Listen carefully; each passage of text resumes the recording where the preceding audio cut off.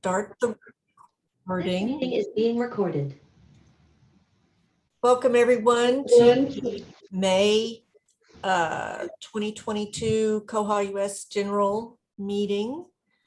Can we go ahead and put the agenda in the chat, Jennifer?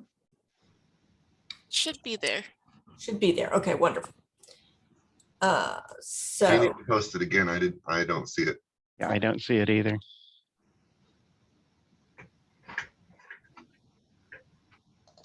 Thank you. There it is. wonderful. Okay.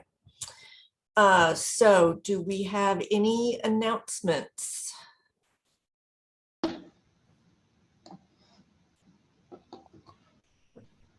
I'm going there Oh, nice. Have fun. starting tomorrow. Oh, Okay, so new business. The board worked on developing a mission statement, and it is there in the agenda. And it's koha-US promotes the ongoing communication, collaboration, and education of koha users in the United States and beyond, partnering with the global community and supporting organizations.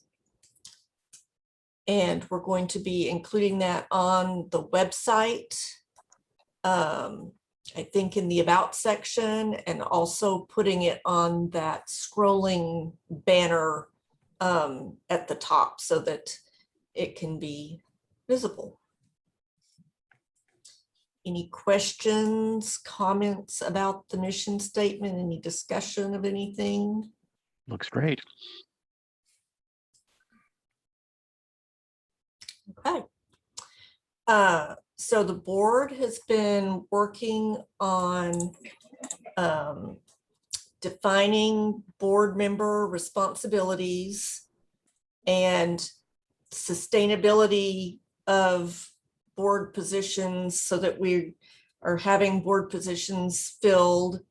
And so we talked about we needed to define the roles so that when people think, well, maybe I, would want to serve on the board, or I have no idea what it's like to serve on the board, what would I even be doing? So we've worked on trying to define those things, and also 10 reasons why you would want to even serve on the koha-US board. So I'm going to share my screen. And just, we also wanted to do this just to help demystify some of the Right. positions, particularly the treasurer position that has been vacant for a while. We'd like to get that filled. And so we just wanted to make sure that everybody understood the roles and it didn't look like something that was overwhelming or unattainable. So I'll just start with the 10 reasons. Do you see that there? Yep.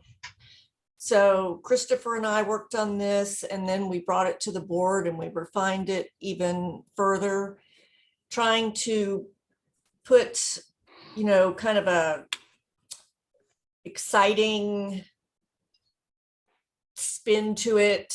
Why would you want to do this? Because you get a lot out of being a board member. So this was first pulled from other stuff harvested from the internet on things other nonprofit organizations had said. Well, these were reasons that it would be great to be a board member or to serve. So that's kind of where it started from. So I don't want to really go and read through it, but you can take a look at it. And we're planning on putting this on the website. As you read through it, any comments, questions?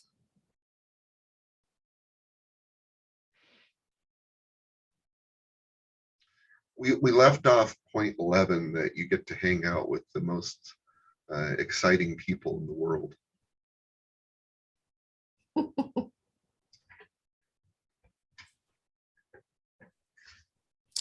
but truly being on the board, you know, it does advance your personal career. You know, it can be important to your, you know, employer. They see you as volunteering and being part of something bigger. You know, you're helping the Koha community.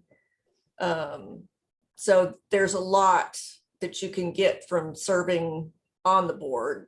So this is sort of the pitch, I guess, if you will. You know, here's why you should consider running for a board position.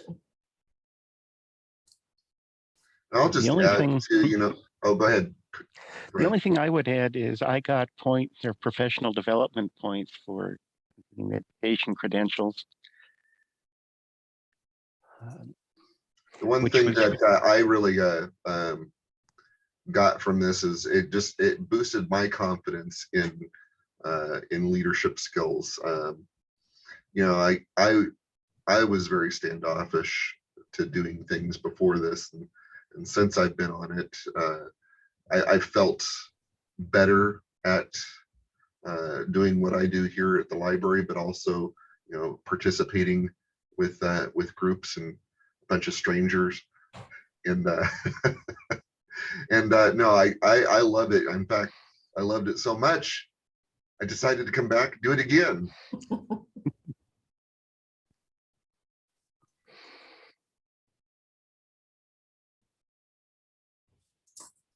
And so after sort of looking at that part, then we got down into the details, I guess, trying to define, well, you know, what is it that each of these positions is responsible for, so that we could explain that. So if someone was looking at serving, you know, they could get a real idea of, well, what would I be doing? You know, how do I need, what is it I would contribute in each of these different roles? So we went through, and of course, all board members attend the board and general meetings. They vote on different matters that come. Hey, let's go. Hello. Good. And they contribute to the upkeep and management of the website. And then we went through each of the positions. So president is kind of the face of the organization. You know, make sure they follow the bylaws, the goals, the mission, presides over the meetings, has financial authority, signs off on stuff, chairs the conference committee. So that was what we came up for with president. And let's see, who have we got here that's been on? I saw Rhonda was here. So Rhonda, Yeah. you've been on the board before, so you might also have, you know, a good take on what you think the responsibilities of these different positions are. So anybody chime in anytime they want. And then vice president, we had chairs, special committees like the development committee obviously serves as a backup for the president. Assists with the meeting agenda and moderation, financial authority, and chairs special meetings as necessary.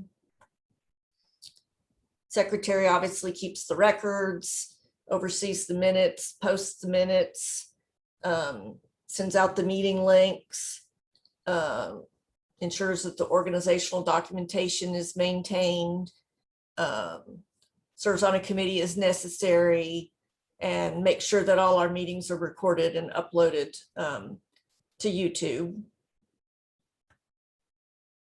Treasurer is the one that's vacant, and we'd like to see somebody step into that role. That would be great. So we tried to define what the difference is between the treasurer and the financial manager, and also to clarify that those two positions work closely together. So it's not like the treasurer is just out there on their own. They have a financial manager that they can work with. The treasurer chairs the finance committee. And let's see, develops the annual budget. And then on the financial manager, that person is, that role maintains the financial and membership records. So the financial manager is an ongoing board position and provides consistency over the years. And they maintain the financial records and everything, and they file all the legal documents and financial documents. And you can see the other stuff that's there. They do a lot of the fiscal stuff to make sure that our nonprofit is in compliance, I guess I'd say. And then the two members at large, supported and unsupported, we put in there that they provide guidance to the supported members and unsupported members, that they can be a person that, I don't know, how did we kind of define that, Christopher? You remember what we were saying there? Just that they're the face of KOHA for the supported and unsupported members. And, you know, if there are people that have questions regarding specifics of being an unsupported member or being a supported member, these are two people to reach out to because they deal specifically in those areas. And then we put past president is available the year after they're been president to, you know, provide support if needed, to act as a consultant if needed, and that they serve on the conference committee also to provide sort of consistency from year to year. Oh, and Jason is here. So he also can, you know, look at these things, and from previous board membership, any comments, questions, things that were missed, things that don't make sense? No, from my point of view, I think it's just, it looks like you guys have kind of structured this better than we had in the past. So there were some things that we kind of divvied up at the beginning of each year, and it looks like you've kind of locked down what's going on with everything. So I think this is a good reorganization of things. And I would say, as past secretary, that's what I did and more. So Yes. So I think that this looks good to me. One of the things that we enhanced on the secretary was the sending out of minutes. Just, you know, we send out links. We have things that reside out where you can find them, but not everybody knows where to look all the time. So we're just making sure that there is a connection kept with the members by hand. You know, they get the agenda, they get the minutes after, so that they don't have to go hunt them down, and it helps maintain more of a connection with our members. Also, I think the sort of unofficial function of the member at large unsupported is to remind the rest of you guys that yes, we exist. And that no, you don't have to be supported. And if you have a knack for computers, you can build a Koha library in an hour or so. Well, that and it, you know, it also gives you guys a voice, you know, whether you're supported or not. It gives you a voice in koha-US, and make sure that we are paying attention to both aspects. not just, you know, one-sided, oh, well, this is easy to do because we've got support.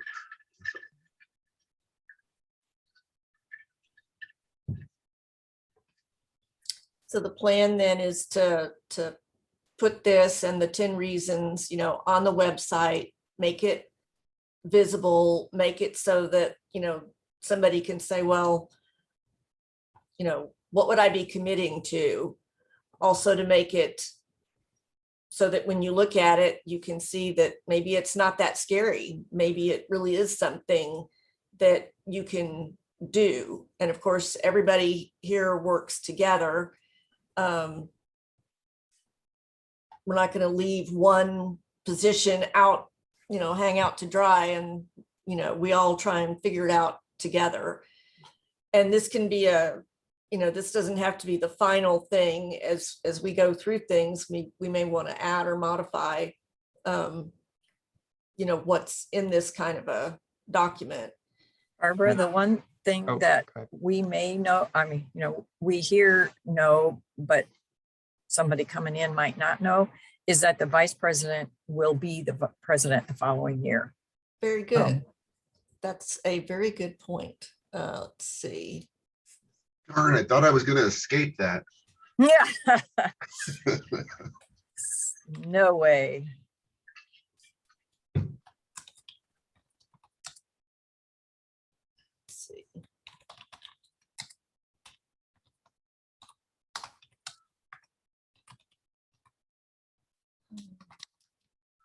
Becomes president of the United States.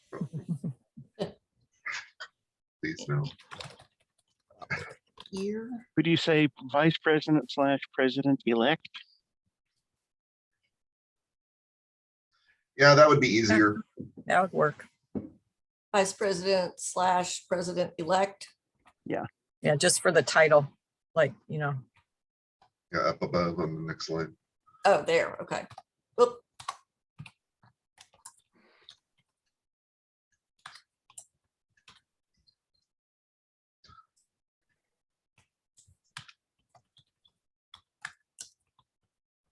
Just make that a bullet point, I think.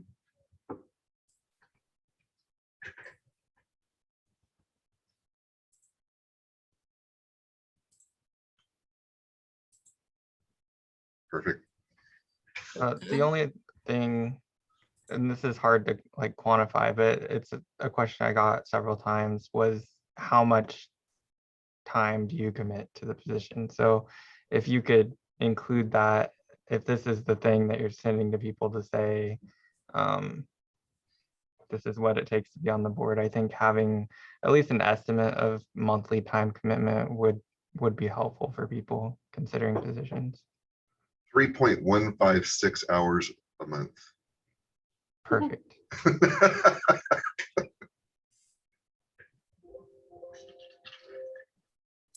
Well, since we've got 2 former board members here and then, you know, the current board, what do you think about that? How much time do you think? It's hard to quantify. I mean, know. it really depends on how involved you are. I mean, I feel like this time around, it's been a little bit busier than the last time I was vice president or president, because the organization has grown. There are more committees, and so yeah, I've been noticing that I've been on several meetings in a month. So I mean, it really depends on the commitment level. I mean, you can easily, I would say a board member could easily spend at least 3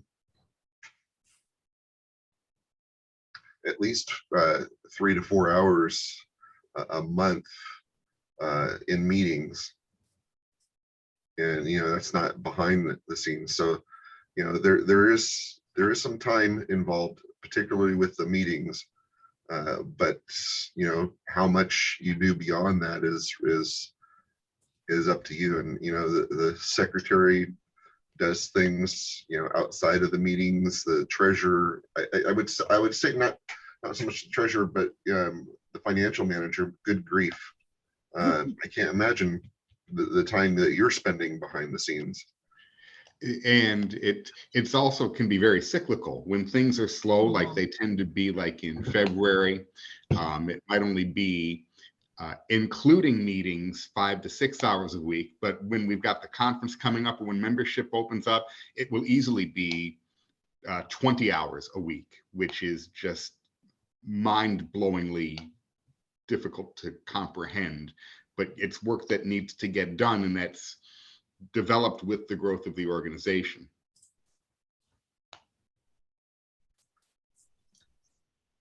Well, we may want to talk about that as a board at our next meeting and, you know, see if we can come up with something. I agree that it would be nice to have an idea, you know, of what you're getting into and what your responsibility is, time-wise.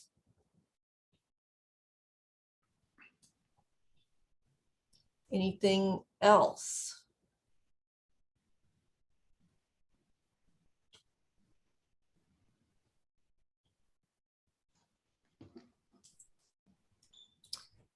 Okay, so along with all of those things, the board started talking about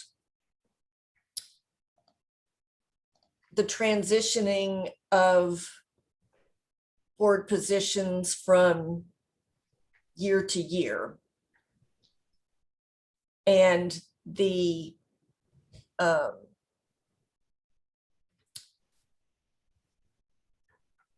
Google and Slack and passwords and all that kind of handing off stuff, as well as like the responsibilities for, like, I have Google admin rights, which I had to figure out.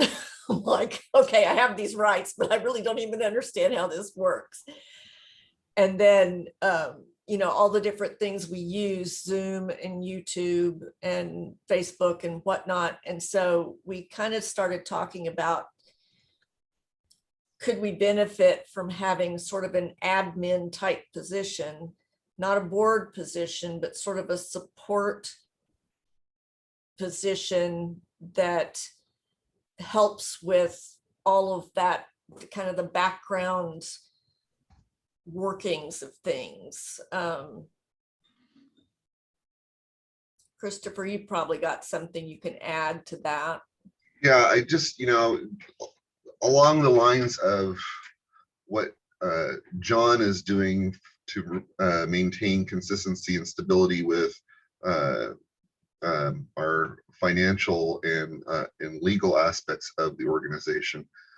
It would be good to have somebody that stays on from year to year that can help with the transition from, you know, for the board members and help them, be support for them in those transitions with access to emails and Google and resources and the website and so forth. I feel like every year we're stumbling through those processes, and if we have somebody that can coordinate that and maintain that and be the go-to for stuff and fallback on some of that stuff, that would be a tremendous help in that transition from year to year. Right now, I serve as a technical admin for just the website, and I could see, you know, and I plan to, because we host the website for koha-US. I can see easily, you know, helping and filling that position and helping, since I already do some of that already. But you know, it would be good for us to have that, so that because, you know, some of these resources you only have one point of access into them. I think Google is very limited as to, you know, who can do what at certain levels, and we need to be able to have that consistency. And when you're handing off a single point of access from one person to another, sometimes that can be a bit of a struggle. If we have somebody that can maintain that consistency and reduce some of the things that are being handed off, I think we can make this transition go a bit smoother. Yes, as Fred says, keeper of the keys. And I don't think it necessarily has to be a board member. I mean, even though I am on the board, I would be willing to take on that admin role for the time being. Since I am helping with the hosting of the website, it makes sense, and I don't mind, and it doesn't add a lot. It's basically at the beginning of the year, helping people transition, and if somebody forgets something, that I can help them get their bearings. But it would be good to have, because I mean, as new leadership gets into place, our ability with the different tools varies, because we may or may not be familiar with these tools. I know some things about Google, but not everything I need to know about that. And I know Barbara has varying levels of understanding of these tools, and so it would be good to have somebody that really knows the stuff and can help everybody out. I've struggled with it a little bit. It's not my native tool that I use, and I learned a lot about using it last year as vice president. So now I've started to learn where things are stored, and that's helped. I don't feel so lost. But I think one of my struggles was feeling like maybe I dropped the ball on helping everybody get their Google, were their Google things set up the way they needed to be? Did we really have them on Slack correctly? And I'm not even sure that all of that necessarily completely happened for everybody. And that's where I feel very, just don't necessarily have the full understanding or skills for some of the tools that we use, I guess. So yeah, anyway, so we've been talking about that. Any thoughts or comments on that? I would just agree that it's probably a good idea, because it does eliminate some of those barriers to becoming a board member. If somebody that's signing up to be a board member knows that there's going to be a point person that can support them if they're not comfortable with how we're currently doing business. I do think that's one of the ways that I've spent a fair amount of time is trying to learn, Google Drive, those different things, and then, communicating with different members in the koha-US Slack channel. And that part's been a learning curve, and I'm now feel, fairly competent, not completely, but I can at least muddle around in things. But I think that helps. I think that helps too in the roles, particularly the president's role, because you've got a long list of things, and that can look a little bit overwhelming. And if we take one of those pieces and off of the president's shoulder, that might not be as daunting as this long list of things, including, oh, you got to hand out all the keys and get everybody oriented. This would be a help, I think, and make that role not so cumbersome.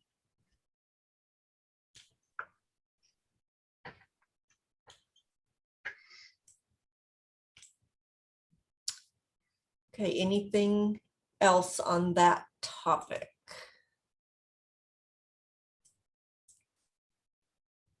Righty, so committee reports. So the conference committee is going to be meeting after this meeting. I know that we're going to be looking at the proposal form for presentations, and the plan is to finalize that today, and I think we're sending that out today.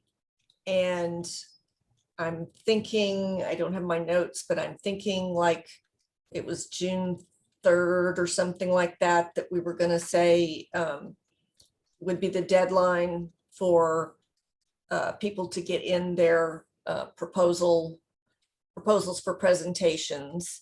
So I know we're going to be talking about that. So you should start thinking about a presentation that you could make for this year's koha-US Presents Koha-Con in Lawrence, Kansas, September 20th through 23rd, I think. I think that's correct. And then we probably will be talking about more about the venue, the exact location. Anybody else on the conference committee have anything else they want to bring up at this point?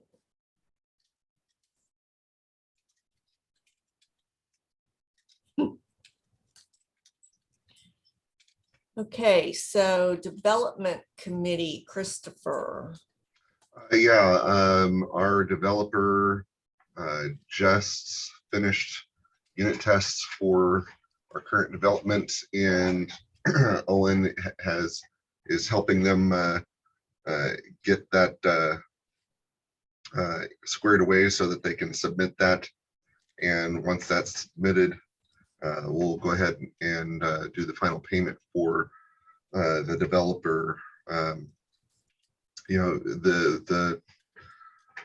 I think the development has passed everything except for needing its unit tests, and I don't see that being a huge deal. But we've decided that we're going to go ahead and move on with the developer and pay them and let them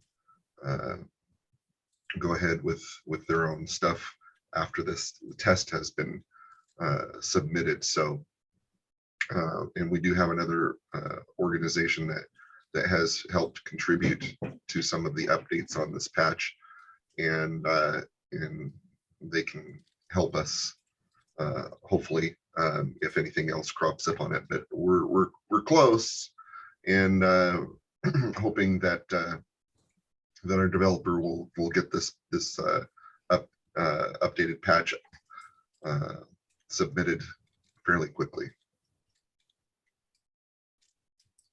Any questions on the development for Christopher or anyone else on the committee? What's the bug associated with that development? Let me see here. Got that information.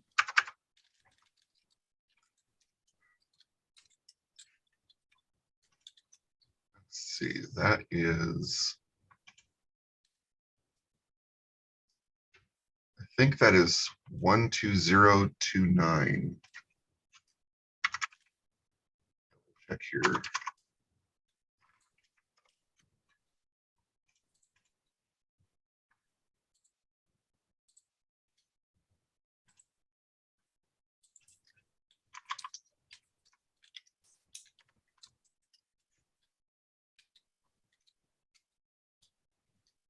Yeah, it's 12029.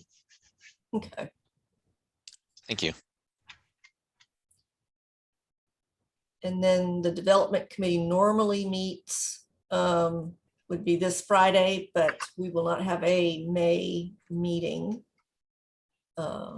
because Christopher is going to be there having fun.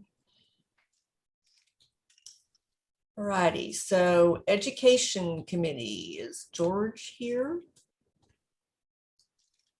Yes, I'm here, but I just kind of got here a few minutes ago and I'm trying to pull up the agenda and notes from the last meeting. We did have a meeting one day last week. Was it Tuesday or when? Not Tuesday, the other Thursday. The other one that starts with a T. We had a meeting on Thursday where we went over like bit by bit through the koha-US brochure and did a new draft of the brochure. And if I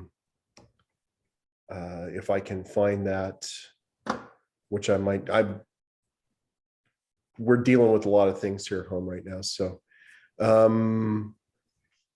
if I can find that, I'll share that brochure too. So I'm looking at the agenda and the notes from the education meeting, and we there was some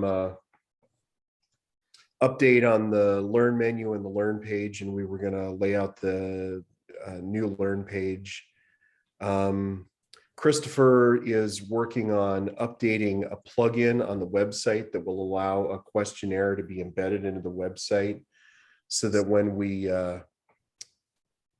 so it'll just make registration and the Koha skills collaborators, it'll make that an easier process, not for this year, but for future years. And Fred is working on a part 2 to a command line with Koha video. Christopher was going to talk to Jesse about the Git and GitHub video that we were hoping for.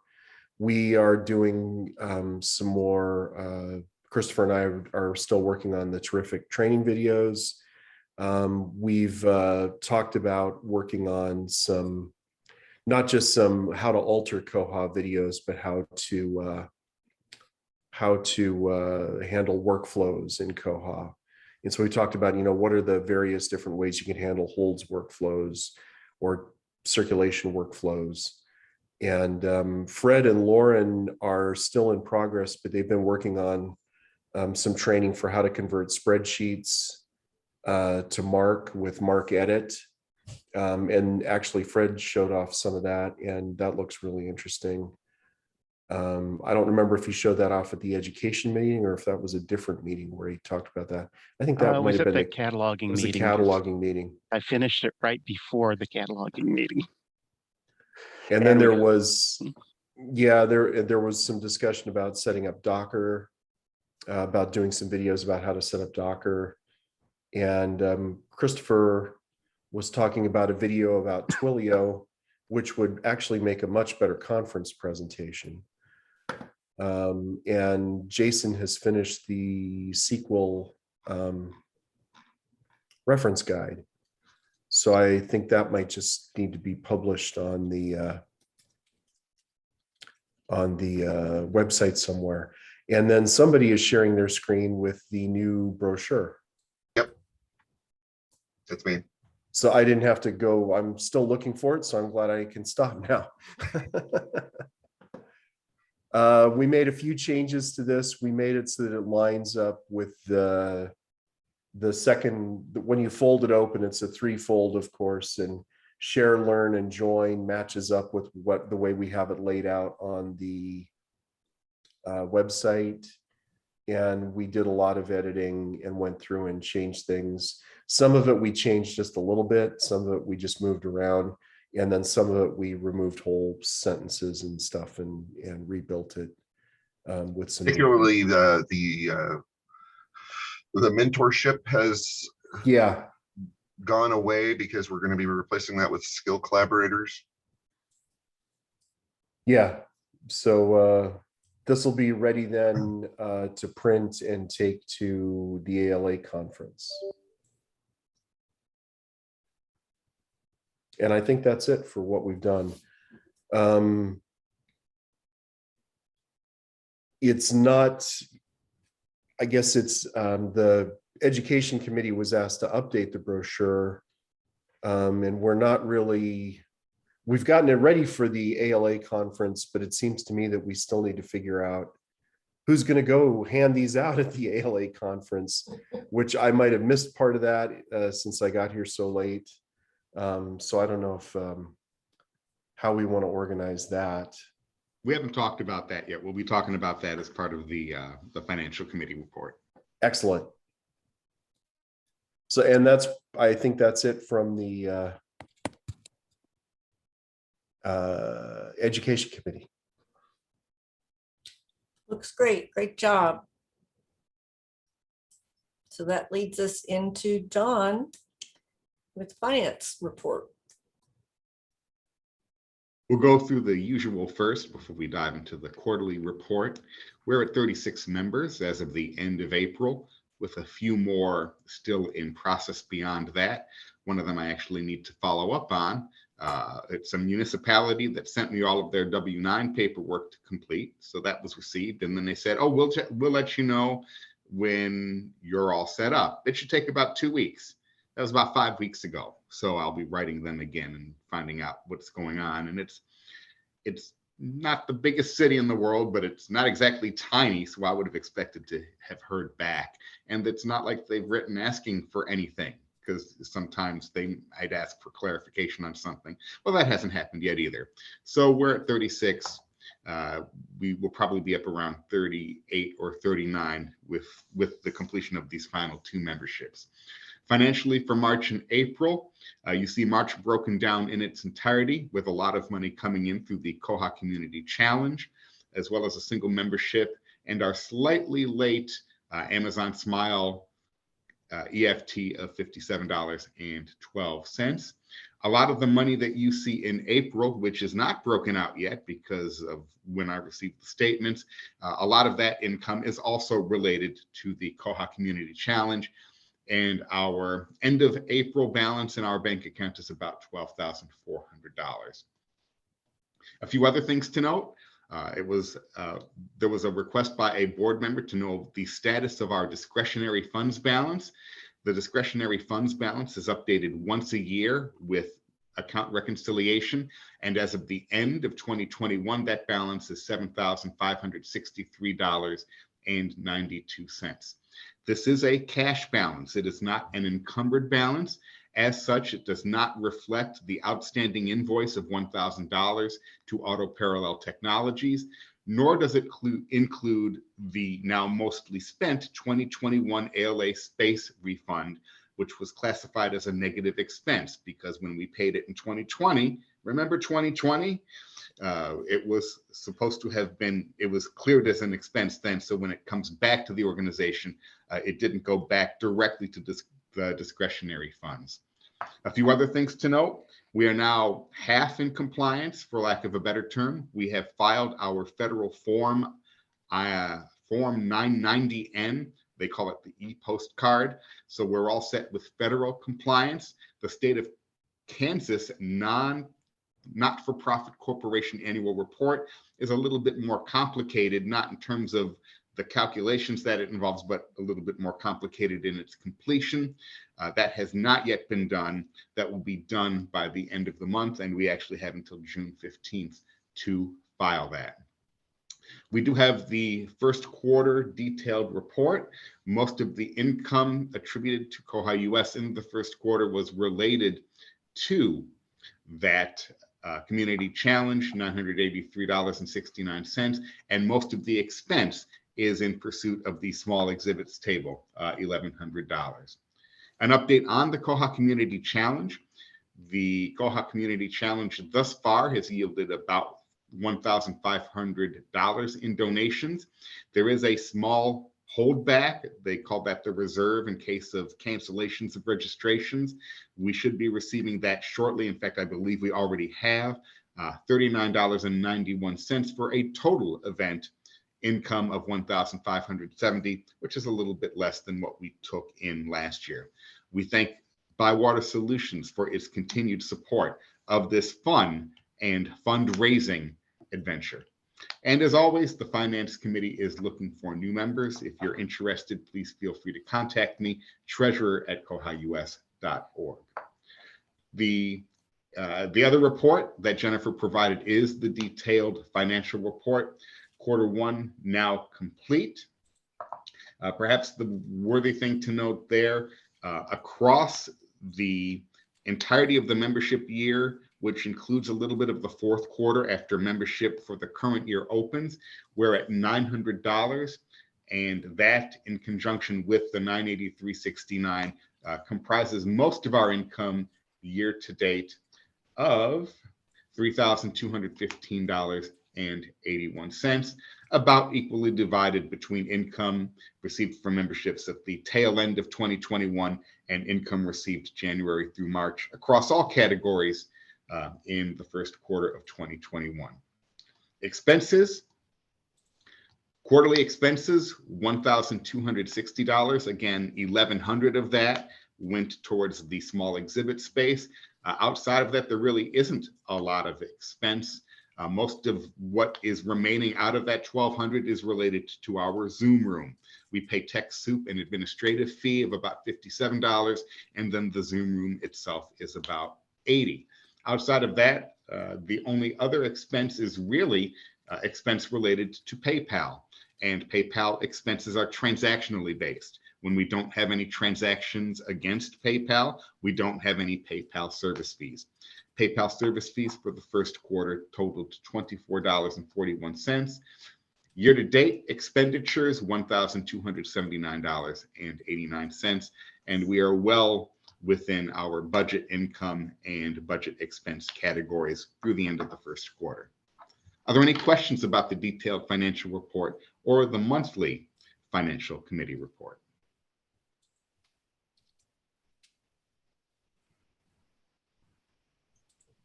If there's nothing, let's talk a little bit about ALA. I'm putting together a form that will solicit those that are interested in coming to the exhibit hall and helping staff our small press table. Keep in mind that the exhibits are only Friday, Saturday, Sunday, and Monday. So if you are local to the DC area, Fred, you are encouraged to help sign up. We're not looking for 100% coverage. That's a pretty tall order, given the fact that a lot of people would have to pay to get there. And if their employer's not sending them, quite honestly, they're not going to be going. But I'm hoping to get up to 50% coverage. We'll hopefully, well, we will have the nice brochure to hand out. We will have our usual hexagonal or hexagon stickers to hang out. And with luck, we will also be able to show off our demonstration instance. One of the reasons why we signed up for this exhibition space is to be able to show people how Koha operates, but without the presence of a vendor there, somebody that's going to show you things that they want to show you. We don't have that vested interest. We are users ourselves, and we're not trying to sell anything. So it's hoped that we'll be able to use our demonstration instance for this purpose. One of the things the volunteer form will solicit is available times across the 4 days. It will also solicit areas in which you feel particularly comfortable demonstrating the instance, so that if somebody is at the table and we're trying to show something and we don't necessarily feel entirely comfortable with doing that, with any luck, we'll be able to say, well, why don't you come back at this time? We will have somebody here at the table at that point that will be able to provide a little bit more interest or a little bit more background in this particular area. Because as all of us know, it is a fully featured system. So stay tuned for that. That's actually going to go out to both the koha-US mailing list as well as the general koha-US list. You don't necessarily have to be a koha-US member to stand at our table, although it certainly helps, especially if people want to talk about membership. Any questions about that? Well, I asked a question in the chat. The form you send out will actually have the dates, not just Wednesday, Thursday, Friday, or whatever it was. It'll actually say, yeah. These will actually have time, like time slots of about, I'm going to say 2 hours in length. And 2 hours seems appropriate, especially when you consider that the Friday time slot's really only an hour and a half, because the exhibit hall on Friday doesn't open up until 5:30. And the exhibits, by recollection, are 9 to 5 on Saturday and Sunday. And then Monday, it's only 9 to 2. So like I might make the last slot if anybody signs up for that 2 or 3 hours. I will use the information gathered to contact people and then submit their names for exhibitor badges, which you will need in order to gain access to the area if you are not otherwise registered for ALA, because exhibitor badges are completely different from those that are attending the conference proper. I can probably work Saturday, Sunday, and Monday. Also, I'd like to point out for anyone who wants to be there on Monday, that is when the exhibitors put their stuff on sale or give it away because they don't want to haul everything back. So if you're looking for books or other materials of the type you would find at an ALA conference, here's your chance. Be prepared to fight public librarians by the moundful, because I have a feeling a lot of budget money gets spent at the 50% off or more, especially at the publisher booths. I mean, they've had to make rules in the exhibit hall about how much people can lug around because it was really getting kind of obscene. Well, yeah. Any other questions or comments? Oh, and make sure you get there early enough to get a Baker and Taylor bag. Are they still doing the cats? You can tell how often I've used Baker and Taylor. I don't remember when the exhibits were in, or ALA was in DC last. It was a few years ago. I was working here, but I've been here 17 years. Anyway, I did go in early and get a bag. Okay, sounds good. Thank you, John. Thank you, everybody. And we have fundraising. The chair is vacant, so we would always love to have someone step up for doing fundraising chair. So we've got about 6 minutes. Any other topics, bugs, issues, anything you would like to add before we end our general meeting?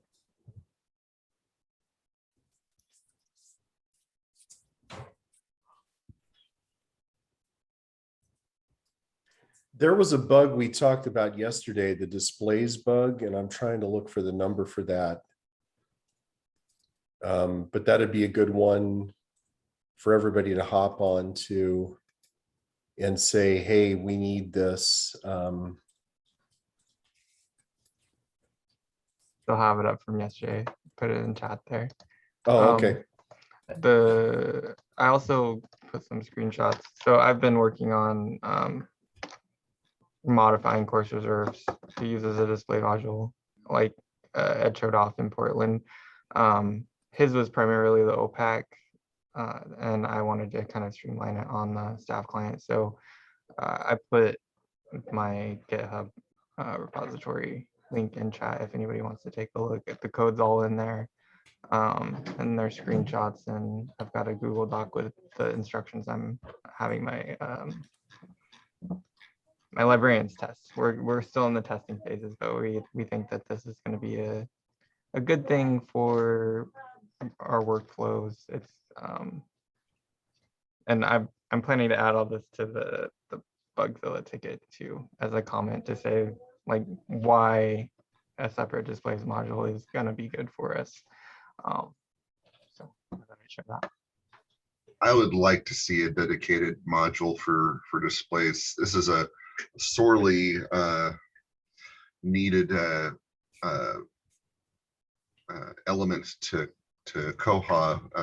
It's an overlooked workflow within libraries, particularly public libraries, that we just don't have an easy solution to. I mean, there's different approaches, but nothing completely encompasses the desired need for displays, particularly, you know, if you get things that are on display does that, does it show in the system that it's on display and where? And if it is on display, does it stick to this display indefinitely or to a certain point and then move on? Are staff alerted of where these things go when they're checked back in? If, particularly, there are different types of displays. There's just general displays, but then some people don't necessarily dedicate spine labels and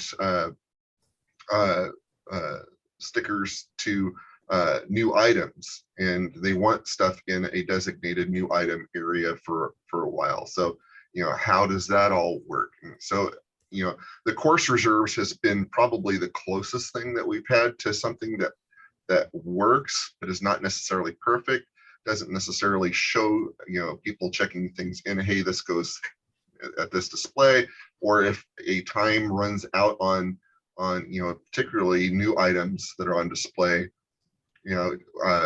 this needs to be processed, this needs to be taken off of new display and stickers taken off or whatever. So, this is a workflow that we really need to have some attention to. And I encourage everybody in koha-US to jump on this bug and chime in, what you want to see and what your workflows are, because we want to encourage the community to develop this and develop it into something that everybody can use, not just one particular niche. So if we can all chime in, this would be great. It would also generate interest in the community and let people see that this is something that we want.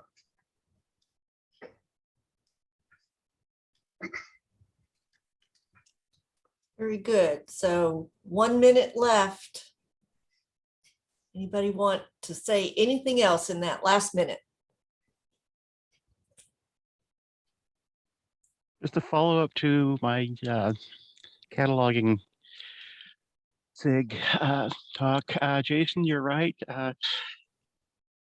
Was helpful having the current location filled in, and it's a good reason to have barcodes, because then I could do batch item modification.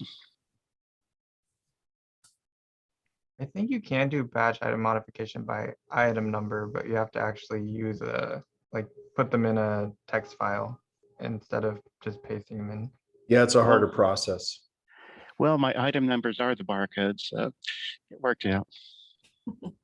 Oh, and you can't export unless you have something in the 952, but I think all of you know that.